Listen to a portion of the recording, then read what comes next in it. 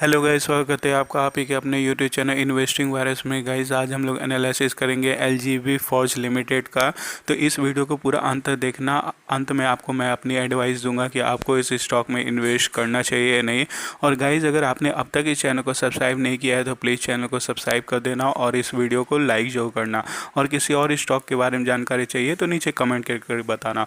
और आप मुझे इंस्टा पर भी फॉलो कर सकते हो, इंस्टा का भी लिंक डिस्क्रिप्शन में है। चलिए एनालिसिस शुरू करते हैं। गाइस कंपनी के बारे में देखें तो एलजीबी फोर्ज लिमिटेड जो है मैन्युफैक्चर करती है फोर्ज और मशीन कंपोनेंट, और ये एक पार्ट है एलजीबी ग्रुप का जो कि इंक्लूड्स है जिसमें कि LG Balakrishna and Bros limited. Guys company का हिस्ट्री देखें तो एलजीबी ग्रुप जो है पहले एक ट्रांसपोर्ट कंपनी थी। बाद में कंपनी ने मैन्युफैक्चरिंग स्टार्ट किया transmission product such as chain sprockets, auto tensioner, fine blanked component and forged and machining component. और जो कंपनी के पास जो है ग्लोबल कस्टमर का डिमांड आने लगा जिसके कारण कंपनी जो है डिमर्ज हो गई और बाद में सेपरेट लिस्ट होकर कंपनी बनाई एलजीबी फोर्ज लिमिटेड। इस कंपनी के प्रोडक्ट की बात करें तो कंपनी जो है अभी मैन्युफैक्चरिंग कर रही है high volume auto electricals and transmission force component for automobiles and non automotive segments like valve industry and infrastructure equipment industry including machining for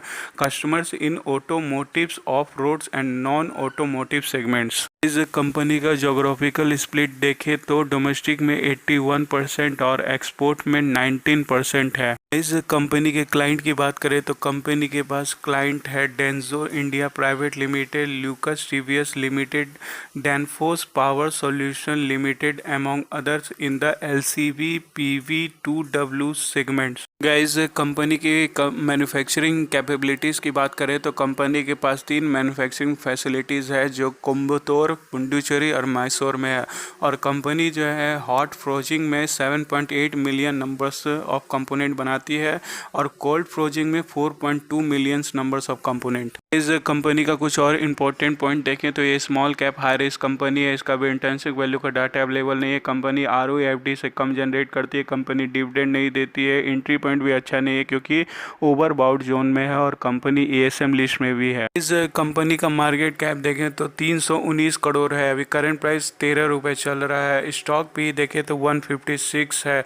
ROC देखें तो 11.2% है। ROE देखें तो 9.17% है। इस कंपनी का प्रोस एंड कॉन्स की बात करें तो कंपनी में प्रोस तो नहीं है, कॉन्स ये है कि कंपनी अभी ट्रेड कर रही है अपने बुक वैल्यू से 8.12 टाइम्स ज़्यादा पे और कंपनी प्रॉफिट तो जनरेट कर रही है लेकिन डिविडेंड नहीं दे रही है। Company has low interest covering ratio और कंपनी जो है पिछले 5 साल में 9.44% का ही सेल्स ग्रोथ दिखाया है और कंपनी का रिटर्न इक्विटी पिछले 3 साल में 5.86% है। इस कंपनी का सेल्स पिछले साल के मुकाबले देखें तो सेल्स बढ़ा है, कंपनी का एक्सपेंस भी बढ़ा है, कंपनी का ऑपरेटिंग प्रॉफिट भी बढ़ा है, लेकिन कंपनी का नेट प्रॉफिट जो है सेम है पिछले साल की तरह 3। इस कंपनी का कंपाउंड सेल्स ग्रोथ 5 साल का देखें तो 9% है, कंपाउंड प्रॉफिट ग्रोथ 5 साल का 21% है, स्टॉक प्राइस CAGR 5 साल का 29% है और रिटर्न इक्विटी 5 साल का 4% है।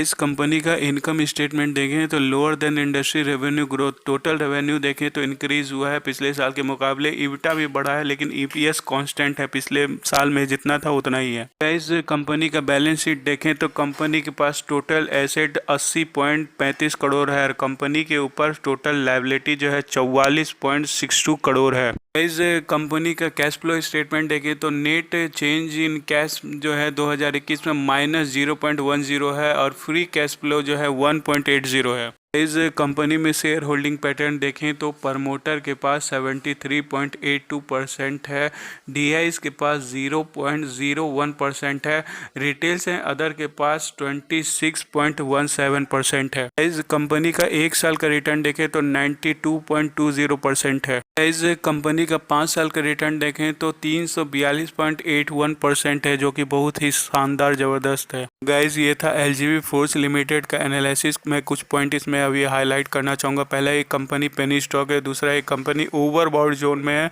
और तीसरा एक कंपनी एएसएम लिस्ट में है। तो इसमें ऑपरेटर गेम भी बहुत ज़्यादा होता है, तो आप अपने सोच समझ कर ही इसमें इन्वेस्ट करना चाहें और ज़्यादा इसमें इन्वेस्ट ना करें। अगर आप करना भी चाहते हैं तो ज़्यादा इन्वेस्ट ना करें, 500 लगा कर छोड़ दें, उसी में आप देखें आपको क्या प्रॉफिट होता है क्या लॉस होता है। मुझे नहीं लगता कि इसमें ज़्यादा अभी इन्वेस्ट करना चाहिए, क्योंकि एक तो ये ओवरबॉट जोन में है, दूसरा ये एएसएम लिस्ट में है।